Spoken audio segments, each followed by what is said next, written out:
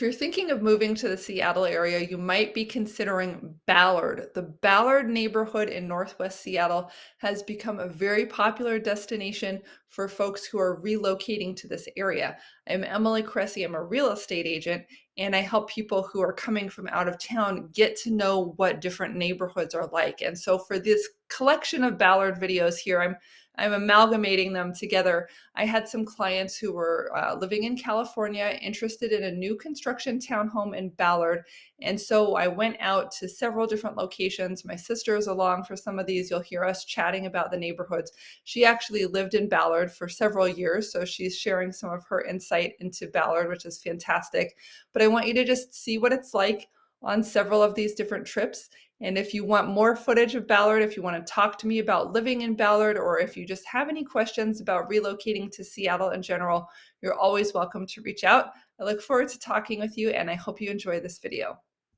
Some areas are maybe a little rougher, have a little bit more of a transient homeless population, drug use, those types of things.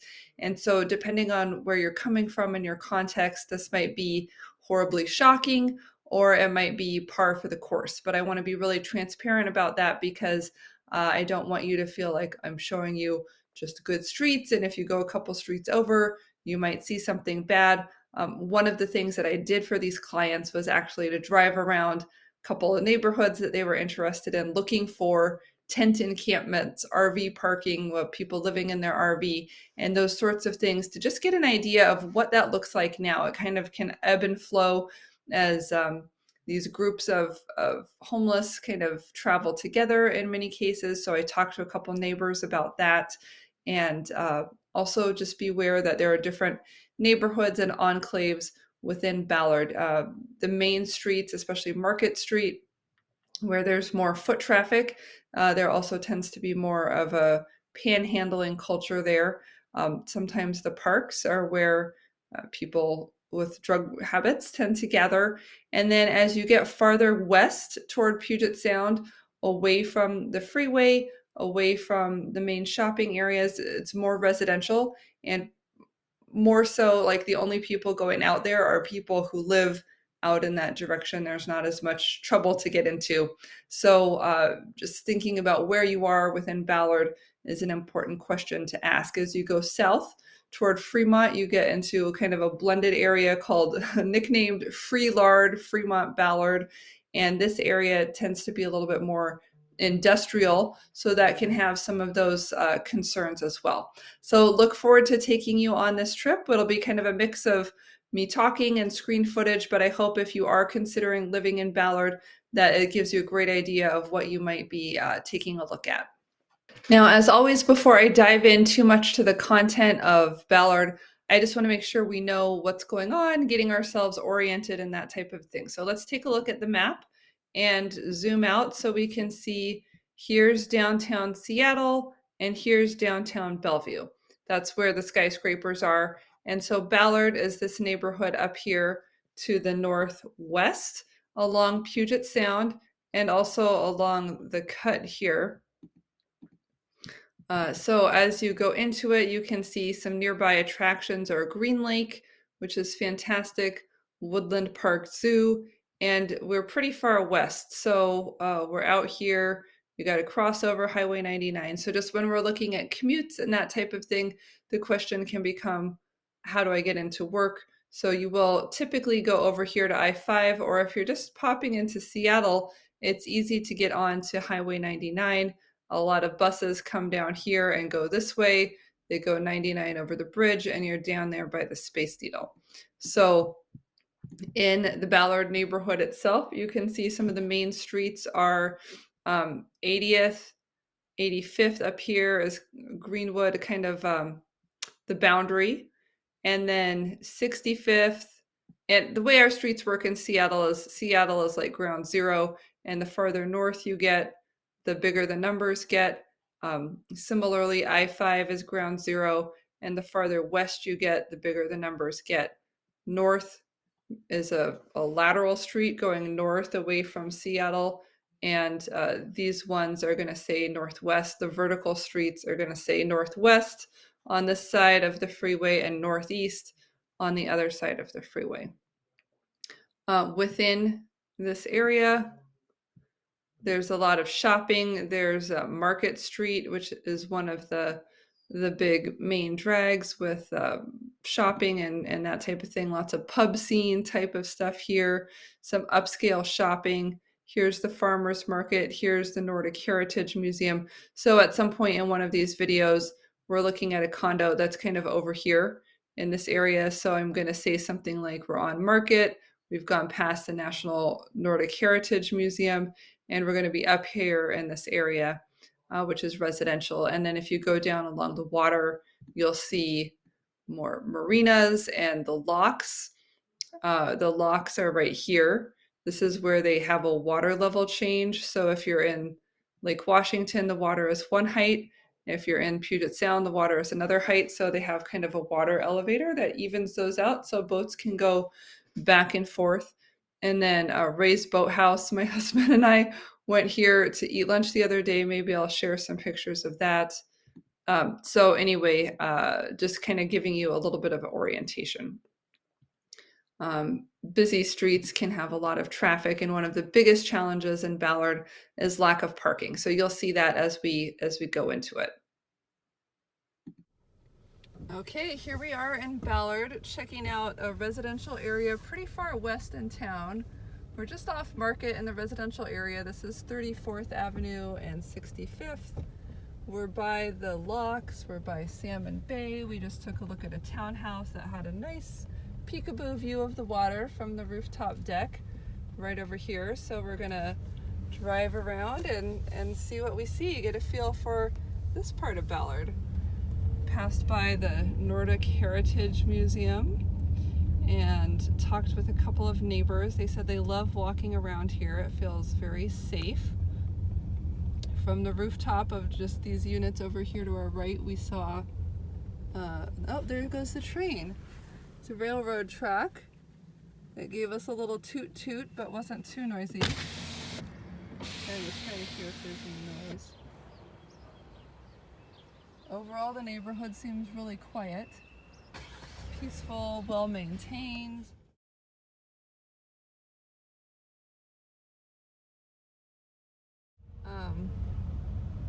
That's cute how they fenced off their tiny little garden there. Okay, so tell us what we're seeing, Laura.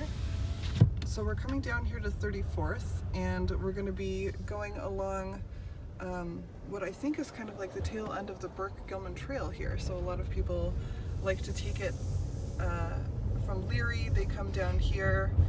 We're going sort of northwest now here along the water and getting into the area where people can dock their boats, private little beaches, and waterfront condos and communities.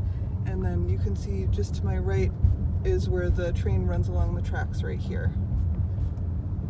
Coming through with supplies and sounder train people, Amtrak, and then right here we can kind of get little peekaboo views of the canal. We're just past where the locks go through from Lake Union, Lake Washington, and back out here into Puget Sound. And we're crossing over these decommissioned train tracks. So there's the water. Northwest 60th Street viewpoint. And try to do less erratic driving in front of the police. Ray's. Oh, there's Ray's. Beautiful spot to sit out on their outdoor deck and have a drink in the evening at their happy hour. We used to go there for brunch after church on special occasions. Have little mimosas and things. So as we get a little bit farther north here along the water, we're heading toward Golden Gardens. That's where this path will end. We're here going by the Shilshole Bay Marina, not to be accidentally pronounced Shills Hole, which I have heard people who are not from this area say. You don't want to be mistaken. She sells seashells by the seashore By the at Shilshole. And this place you can come and learn how to sail, rent a sailboat for the day, They even have little laser boat classes for kids, espresso bar, sailboating, power boating, Seattle yachts. Many Ballard residents keep their boats down here. Some people live on their boats down here also. But pretty much the entire waterfront down here is the marina for the boats. And they again, do have a walking trail, and I think they have some crazy stairs and things you can go up. yes, so right when we get down to the end at Golden Gardens, there's a huge staircase that will take you all the way back up into North Ballard. But yes, there's a really nice paved trail on the right, and then the active train tracks just to the right of there. And there's an off-leash dog park somewhere on About this hill. halfway up the hill, yes. Yeah. And then on the map it's telling us Burt Gilman. So if we go right here, Should we go into the beach? Yeah, show let's them go the beach. ahead. If we go straight through here, we'll go into Golden Gardens Park, a very popular beach in the summer months. Lots of families and people come spend the entire day here. Good for kites and bonfires, cooking out, birthday parties. I think for our anniversary we went to Ray's, and then we walked over here. Maybe we drove, but then we like walked around on the beach for a while one time. It's definitely a nice walk. So this time of day, which is the middle of the day during the week, there's ample parking, and also it's springtime. But in the summer it can be Packed, much more crowded. but there's sand. There's very cold ocean water. If you like the refreshing Puget Sound. That's a way to get up to the staircase there too. Playground, really nice play equipment. That brick building there is often used for wedding receptions. And I think it can also be rented out for other purposes. It's kind of a nice reception area. I like eating at Ray's and kind of having a sunset dinner, so you can sit out on the deck if it's not too crowded and look at all the boats and have the sunset in your eyes if you like, depending on the time you're there. And then you're right, there were a lot of people out here doing bonfires. It seemed like a lot of young adult groups were kind of hanging out, playing, what's that game where they have like the little bouncy ball in the middle or something? Bocce ball? Lawn bowling? I don't know. Oh, the one where It's you a like cool bounce it off a kids game. trampoline. Yeah, they were doing that. It's a new invention. Oh, that's a good view of the coast over there. You can see where we came from up here. They have the breakwater for the ships. You can see that rock wall, keeping it calm where all the sailboats are parked so they don't rub against each other and bounce quite as much. And here are some bikers crossing the path. There's a tunnel on the left that goes underneath the train tracks. Oh, they're not going over there. But yeah, that's a way to get up the steps and up the trail. Hello there. Keep riding then. Governor? So it's painted with things, octopus and mosaics. Okay, we can probably cut this clip. Oh, unless you think it's still going, there's some joggers there. I guess we...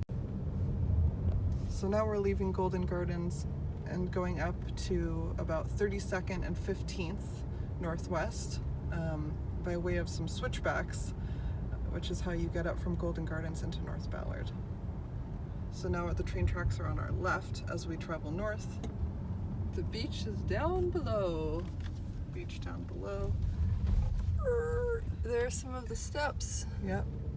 Those ones are falling apart. So Those are old steps. here I would keep, I would, if I were doing my jog, I'd keep going there and then I'd go up these steps right here. Oh yeah! Up, up, up. So far up you can't even see the end of it. Buns of steel.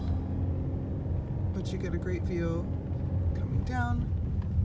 You can See, we have already had a lot of elevation gain as we're coming up here. I feel like you're doing your Saturday Night Live soft radio announcer voice. As wild as wild rice. Here's the parking for the off-leash dog park. About halfway up. Who let the dogs out? Woof, woof, woof, woof, woof. Let's see where this dog goes. Oh, we can't. There's somebody behind us. Oh, there it is. There it is.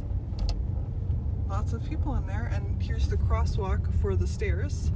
And the stairs continue up, up, up. See if you can get any shots of the dog park. It's all dirt and excavated, but there are a lot of dogs. It's the place to be. It's the happening place. It's Zazos. It's the place. It's just the place to be. The place to be. What do you call it, Kramer? The billiard room. No. The name. The billiard. Not billiard. Not the billiards. It was. Come on, already. Come on. We call it the place. The place to be. Yes. There you have it. Okay, we're in Ballard. We just got up from the Golden Gardens switchbacks, and now we're on 85th, which leads all the way to the freeway. So this is a pretty good straight shot. It goes past Crown Hill. Yes, yes. Laura? Yes, we will be going by Crown Hill on our left. I believe we're going east right now on 85th. Yes. And our cross street is 27th. Crown Hill is where we do our Christmas lights gazing.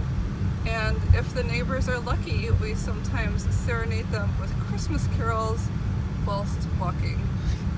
And mostly they don't notice and come out. We don't make them listen if they don't want to. But it's a really nice neighborhood with some views of the water as well. And this is it. Should we pop in? This is where we would turn in. Olympic Manor. Would you love Olympic Manor, not Crown Hill. Oh, Olympic Manor to pop in and see what you can see in the day. We've shot lots of videos of this at Christmas time with the lights. But it's a really nice older neighborhood, low-lying houses and views, territorial views. Can turn off the fan. Off is probably fine. Nice sidewalks for walking on. Little grassy lawns. Gorgeous homes, pride of ownership. At every house. Fancy, fancy, and there's the view. It's starting to come into focus. We're a little bit low here. I think if you pan left at this intersection, you might even get a water view. Oh, not quite. Not yet. That's the canal over there. We're working on it. We're gonna get a view here. Don't give up. Azaleas, professional landscaping, blooming heather, just like on the moors of England, where Dickon and his ponies used to run and play. There's the view.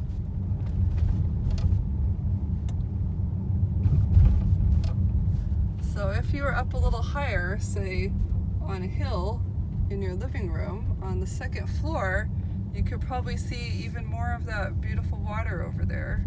And whenever I see all these windows and decks, all the way around to the side,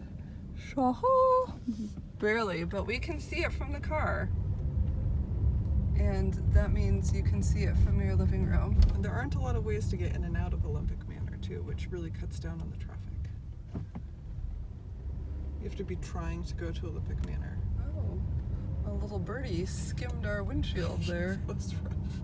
It's lucky we had to come to a full and complete stop at each and every stop sign. Okay, ladies and gentlemen.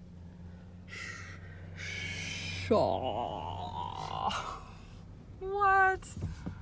What? Place is very new looking. This is a new fancy modern house that got built on this corner to look out at the water.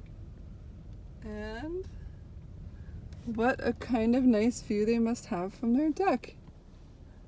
I think I would like to have meal out on that deck, looking at that view.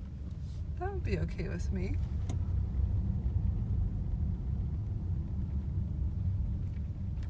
So again, we're looking at Puget Sound. So west of us is the Olympic Peninsula and some islands like Bainbridge Island and that type of thing.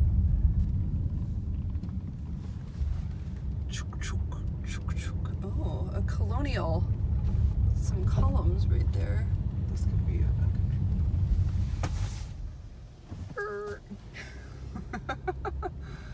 A palm tree This house. is almost like Spanish style here. A casita. Ooh. Lots of cool houses and cool views. Some townhomes here. Or detached. Oh, they're not detached. They're attached.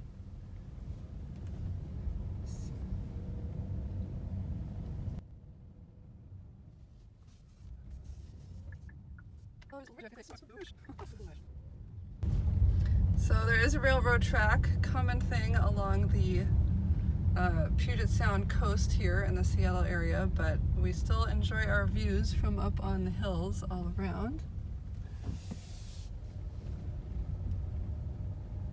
20 is plenty, y'all. No speeding. Little kids and scooters may be riding around here and doing jumping jacks, according to the sign. So this is a private park. I think it's HOA for the people in Blue Ridge.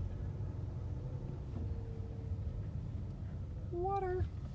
Okie doke. We are going south on 8th Avenue Northwest. Hello, ladies. We're coming up on Market Street, which is at approximately 55th. We're just going by 58th here, so we're 3 blocks away. We've seen some new construction properties in this area. The property we saw nearby here was at about 9th and 56th or 57th, so we're right near where we had seen one of the properties together when you were here. This is one of the major intersections here of 8th and Market.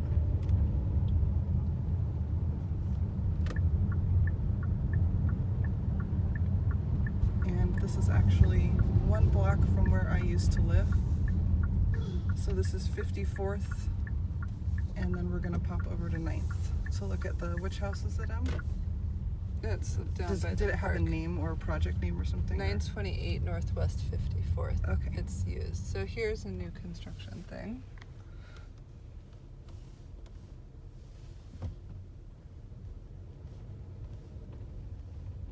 A couple original homes still on this street too.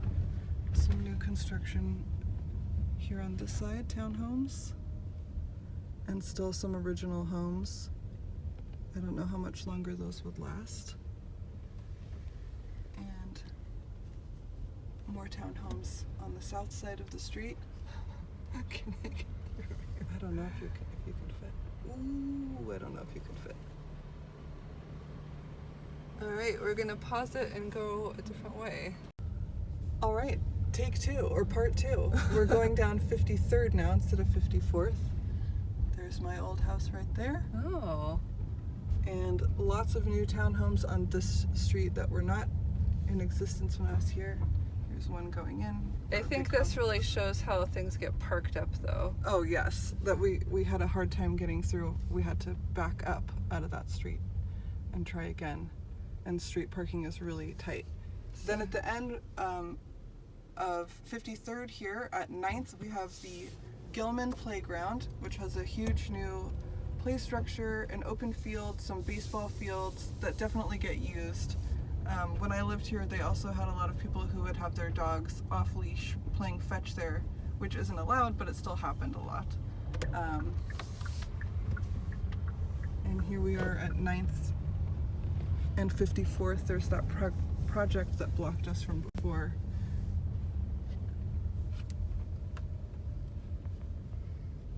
Okay, so we're looking for 928. Is this guy, can he get through? I don't know. Oh, good. We're on the lawn. Up on the lawn. We're out of his way. And we're bordering still Gilman Playground here.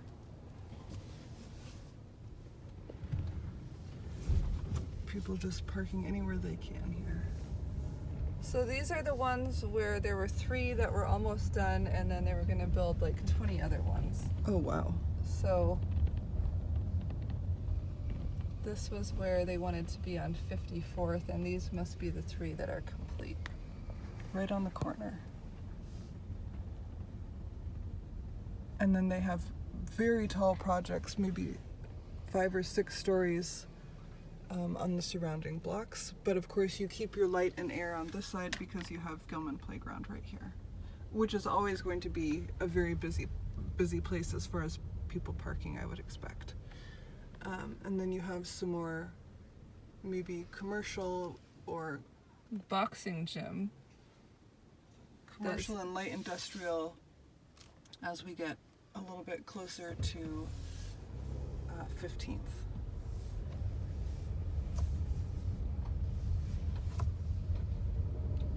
There's a roofing company. Bardal Oil is also right around here.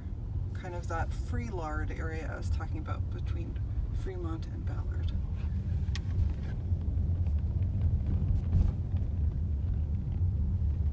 McDonald's, and then right beyond McDonald's there is Safeway. On that corner, a pea patch. Oh, yep, there's the Bardal Oil sign up there. Add Bardal. Okay, now we're switching gears here, and we're coming into Ballard from the northeast. This is via Holman Road, which is near Northgate Mall at about 110th. There's a big diagonal road that kind of brings us into the Ballard area from the north. And Holman is more of an industrial or retail industrial. It's got apartments, it's got restaurants, it's got fast food and bus routes and that type of thing, grocery stores. So you'll get to see a little bit of the surrounding area.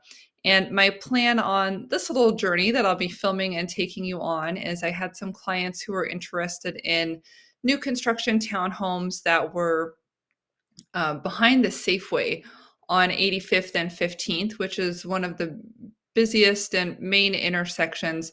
And we had heard that in the past during COVID, there were some homeless encampments there in the area at the back of the Safeway. So we just wanted to take a look at what was currently going on. And there's the Safeway you can see on the left. And I love it. It has little like Scandinavian flags from Norway and Sweden and that type of thing, trying to keep that Scandinavian fishing village, Norwegian heritage type of thing in play. You could see where we are here on the map. And so now we'll just be taking some loops around this area to kind of get an idea for what's going on, looking for any trouble with homeless people and RVs, and talking to a couple neighbors, that type of thing, just to get a feel for the area.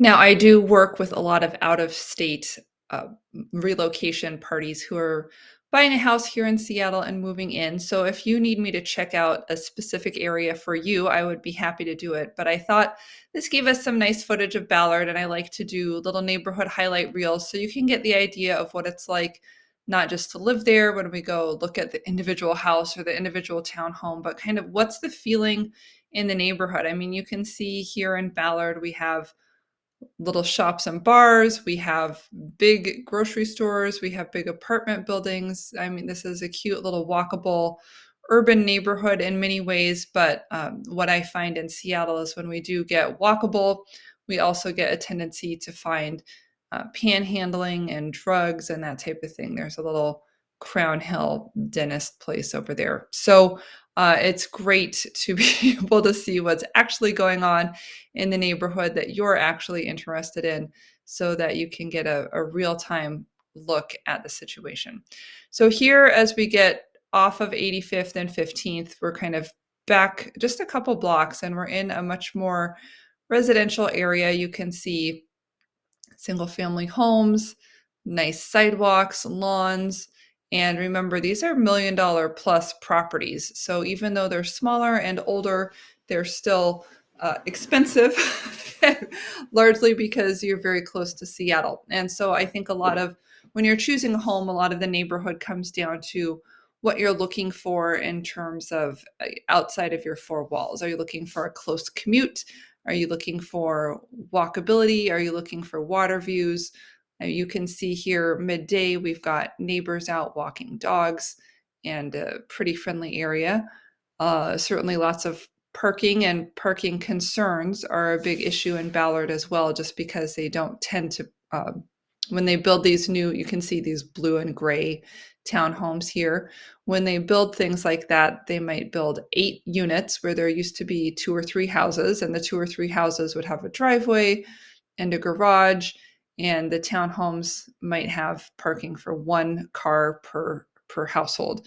You can see here on the left, these are the townhomes that my clients in particular were interested in. And they bought the whole block and built just one after the other townhomes. So they're squeezing in a lot of people. And if those people want to have 2 cars, good luck. They don't even provide 1 car parking spot for every single unit. Some of these spots will be without parking, and the idea is that you're just going to take the bus or ride your bike or walk or work from home. So the high density push has definitely affected parking options in this area. So you can see on the left some older apartment buildings. So this used to be a little quaint fishing village. We are on Puget Sound here, and so that's where people have their boats, and they would use their boats to make their livelihood when this area was settled.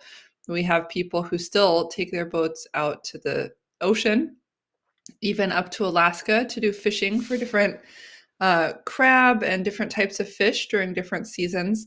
And so it used to be a lot of small single family homes, fairly modest, but in a nice area, and a real uh, enclave of people who lived here when it was developed. And of course, that's changed over time. But you can still see ahead of us those, you can see the ceiling of the car, sorry. You can see some of those blue and yellow houses that we had on the left. And then this is what it's being replaced with, townhomes. So Seattle is going toward high density. It's such a limited land mass because of Puget Sound on the west and Lake Washington on the east, that everybody is crammed in north-south along the I-5 corridor, and we just don't have that much space for people to live based on the population and the proximity that everybody desires to be close to downtown Seattle for work. So they're really trying to create the city, the urban feel, where you just live there and then you jump on the bus to get into downtown. Downtown has limited parking. It's hard to bring a car downtown. And same here, limited parking at home. So they're really trying to build and go in the direction of walkable cities. And now I'm slowing down here looking at this park. This is Baker Park, and it's right behind Seattle. And this is an area that was reported, and I think on Google Street View had shown some homeless encampments during COVID.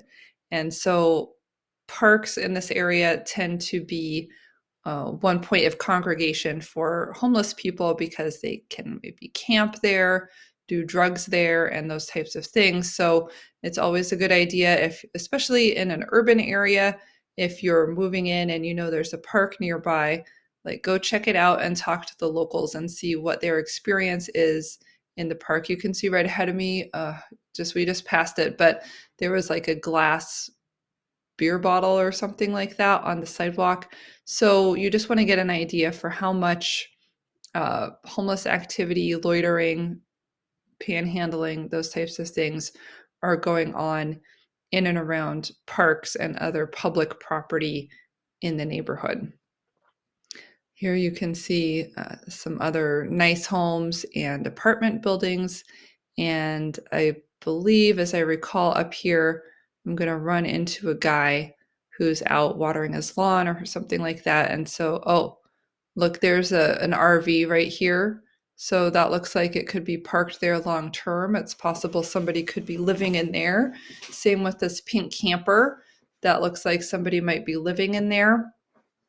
So if you see RVs or vans or places where people might be living, then that's a possible car camper homeless situation. So keep an eye out for those too. Okay, just talked with another area, or another lady, another neighbor, who was saying that they had put some rocks out behind the Safeway where the problem had been occurring with the people lingering and loitering, and she felt like for the most part it had been cleared out, but there were still some issues. So I'm gonna go back to behind the Safeway and see what I can see. She also said there was a homeless encampment on 85th near the Fred Meyer.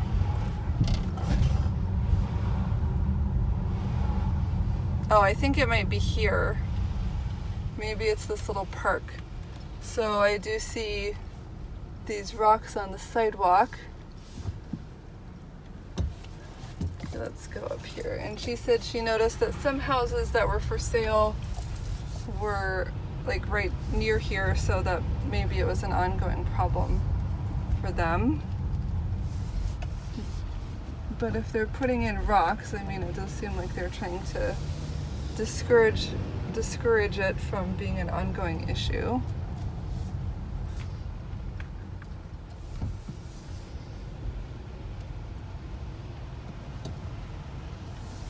Okay, there's that black RV where it said "This is my home." So it does seem like someone is parked and presumably living in or around this little green space area.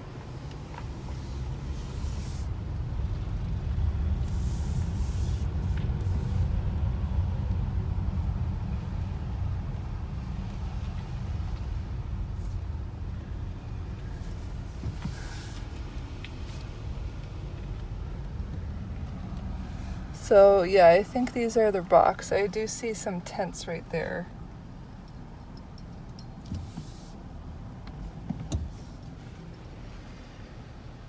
So when I talked with the lady, she was a couple blocks away, and she said it was pretty much contained here by the Safeway. But it was somewhat of a, like, it's not totally cleaned up.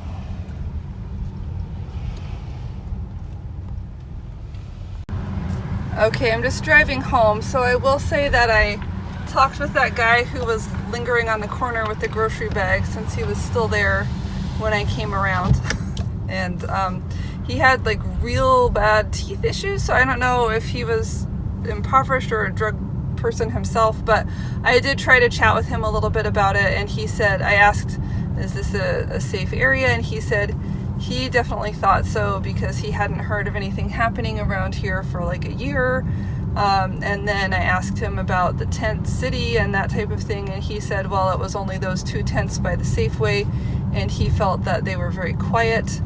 And I asked about crime and any break-ins, and he said he hadn't heard of any break-ins or any business break-ins or anything like that. So that's 3 data points, and it seems like currently the RV and the 2 tents are what we have going there, and the city has tried to take some steps by adding in the rocks behind the Safeway and is at least aware of the problem.